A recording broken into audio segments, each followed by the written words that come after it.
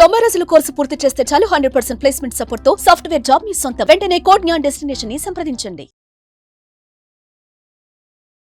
Welcome to Sumanti. నేను మీ సుమంటి వినాయక్. చాలామంది ఇన్ఫోసిస్లో జాబ్ చేయాలి అనుకునేటువంటి వాళ్ళు ఉంటారు. అది కూడా సాఫ్ట్వేర్ వైపు రాణించాలని ఎవరైతే అనుకుంటారో, టెక్నికల్ బ్యాక్గ్రౌండ్ అయినా సరే, నాన్ టెక్నికల్ బ్యాక్గ్రౌండ్ అయినా సరే, ఈ వీడియోను పూర్తిగా చూడండి. ఎందుకంటే ఈరోజు కొంత పాటు కోడ్ జ్ఞాన్ నుంచి సాయిరామ్ గారు ఉన్నారు. సో ఇన్ఫోసిస్లో జాబ్ తెచ్చుకోవాలి అనుకుంటే ఏ విధంగా ప్రిపేర్ అవ్వాలి అండ్ ఎలాంటి స్కిల్ని అడాప్ట్ చేసుకోవాలి అనేది, సో అది వారి మాట్లాడి తెలుసుకుందాం. Hello sir. హలో అండి. సార్, చాలామంది స్టూడెంట్స్ ఇక్కడ జాబ్ క్రాక్ చేసుకుని, ఈవెన్ ఇన్ఫోసిస్లో కూడా, దాంతోపాటు టీసీఎస్ లాంటి వాటిలో కూడా జాబ్ క్రాక్ చేసుకుని బయటికి వెళ్తూ ఉన్నారు స్టూడెంట్స్. ఇన్ఫోసిస్లో కోడ్ జ్ఞాన్ వైపు నుంచి చాలామంది వెళ్ళే ఉంటారు కాబట్టి అడుగుతూ ఉన్నాను. ఒకవేళ ఒక్కొక్క స్టూడెంట్ టెక్నికల్ బ్యాక్గ్రౌండ్ అయినా, నాన్ టెక్నికల్ బ్యాక్గ్రౌండ్ అయినా సరే, సో ఆ దిశగా అడుగులు వేయాలి అని అంటే ఎలాంటి స్కిల్ని నేర్చుకోవాల్సినటువంటి అవసరం ఉంటుందంటారు? సో ఇన్ఫోసిస్లో జాబ్ క్రాక్ చేయాలి అంటే ఫస్ట్ వాళ్ళకి మినిమం 60% ఉండాలండి త్రూఅవుట్ అకాడమిక్స్. ఆ తర్వాత ఇన్ఫోసిస్లో అన్ని బ్యాక్గ్రౌండ్ వాళ్ళకి జాబ్ ఆపర్చునిటీ ఉంటుంది. ఏదర్ నాన్ ఐటీ, ఐటీ ఇద్దరికి ఉంటుంది అనమాట. కాకపోతే ఐటీ బ్యాక్గ్రౌండ్ వాళ్ళకి ప్యాకేజెస్ ఎక్కువ ఉంటాయి, నాన్ ఐటీ వాళ్ళకి కొంచెం తక్కువ ఉంటాయి ప్యాకేజ్, బట్ అందరికీ ఎలిజిబిలిటీ ఉంటుంది. సో దీనికి ఇన్ఫోసిస్ వాడిది ఇన్ఫిటిక్యూ అనే ఎగ్జామ్ ఉంటుంది. ఆ ఎగ్జామ్ క్లియర్ చేయాలండి. సో వన్స్ ఆ ఎగ్జామ్ క్లియర్ చేయాలి అంటే ఫస్ట్ ఏదో ఒక ప్రోగ్రామింగ్ లాంగ్వేజ్ మీద గ్రిప్ ఉండాలి. ఆ ప్రోగ్రామింగ్ లాంగ్వేజ్ బేస్ చేసుకొని వాళ్ళు ఇచ్చిన క్వశ్చన్స్ని మనం అందులో సాల్వ్ చేస్తే ఫస్ట్ రౌండ్ ఎలిజిబిలిటీ వస్తుంది. ఆ వచ్చిన ఎలిజిబిలిటీ ఫస్ట్ రౌండ్ ఎవరైతే క్వాలిఫై అవుతారో సెకండ్ రౌండ్ ఇంకా డిఫికల్ట్ క్వశ్చన్స్ ఇస్తారు అనమాట. డేటా స్ట్రక్చర్ అండ్ అల్గారిథమ్స్ మీద ఉంటుంది. సో సెకండ్ రౌండ్ కూడా క్వాలిఫై అయితే ఫైనల్ హెచ్ఆర్ రౌండ్ ఉంటుంది.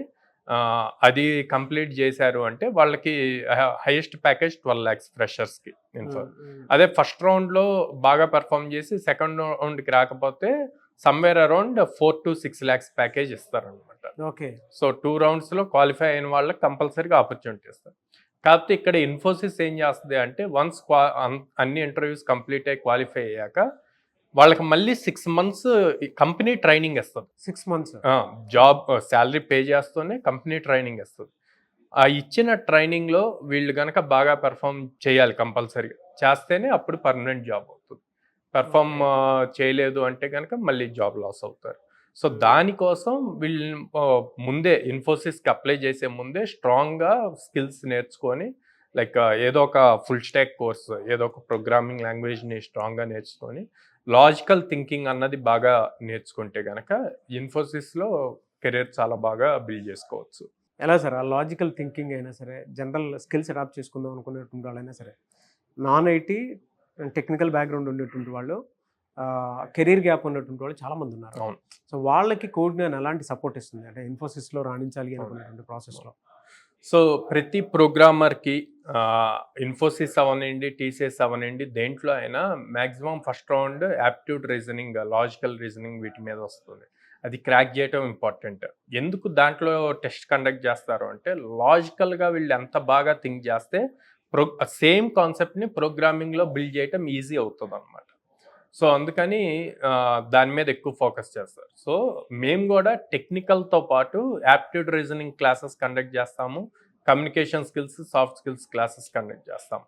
సో ఇక్కడ ఎప్పుడైతే క్లాసెస్ కండక్ట్ చేసి వాళ్ళతో మల్టిపుల్ ఎగ్జాంపుల్స్ ప్రాక్టీస్ చేపిస్తామో, ఫర్ సపోజ్ ఏదైతే యాప్టిట్యూడ్ రీజనింగ్లో మ్యాథ్స్ యూజ్ చేసి సాల్వ్ చేస్తారో సేమ్ క్వశ్చన్ని కోడింగ్ యూజ్ చేసి కోడింగ్లో కూడా సాల్వ్ చేపిస్తాం.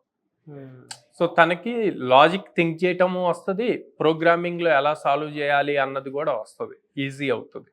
సో అప్పుడు ఇట్లాంటి ఇంటర్వ్యూస్ ఇన్ఫోసిస్ లాంటి వాటిల్లో ఈజీగా క్రాక్ చేయగలుగుతారు. ఎలా ఉంటాయి సార్ ప్యాకేజెస్ జనరల్గా? సో ఇన్ఫోసిస్లో వచ్చేసి 3 lakhs నుంచి స్టార్ట్ అవుతుందండి starting package. Highest 9 to 12 lakhs ఉందన్నమాట.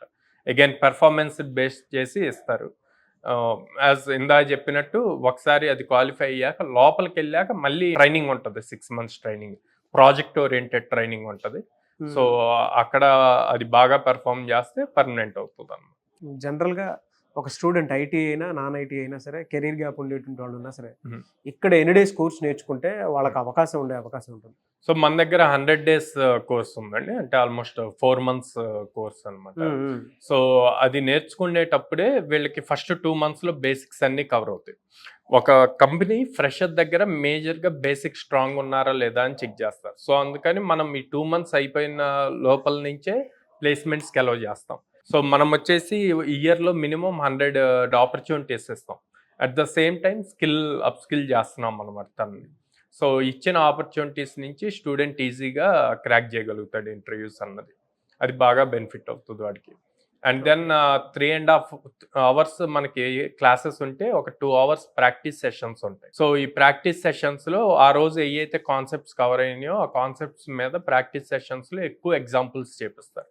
అది ఇంకా వాడికి ఈజీ అవుతుంది ఇంటర్వ్యూస్ క్రాక్ చేయడానికి.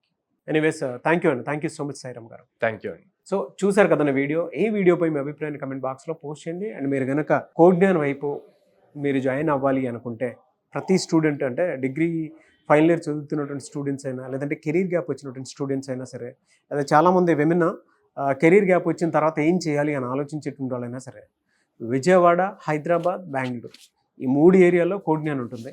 మీరు కనుక సాఫ్ట్వేర్ జాబ్ వైపు రాణించాలి అనుకుంటే స్క్రీన్ మీద కనిపిస్తున్న కాంటాక్ట్ నెంబర్కి కాల్ ఆర్ మెసేజ్ వాట్సాప్ చేసినా సరే వెంటనే ఎన్రోల్ చేసుకోండి. పేరెంట్స్ అయితే ఒకసారి విజిట్ చేయండి రివ్యూస్ చూసిన తర్వాత. సో డెఫినెట్గా మీకే తెలుస్తుంది. అండ్ ఇలాంటి మరిన్ని వీడియోస్ కోసం మా ఛానల్ ఫాలో అవ్వండి. Thank you.